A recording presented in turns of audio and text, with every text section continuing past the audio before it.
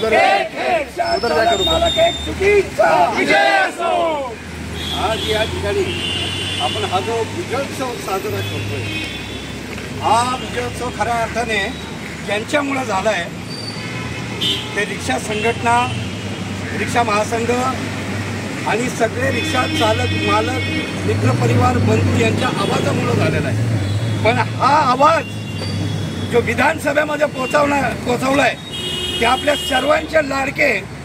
आपले आदरणीय रवींद्रदादा धंगेकर, एकदा जोरदार टाळ्या झाल्या पाहिजे त्यांच्यासाठी। कारण की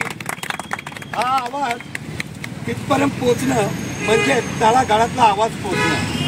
तळागाळातला माणूस, तळागाळातल्यासाठी लढणारा माणूस म्हणून आपले रवींद्रभाऊ धंगेकर यांची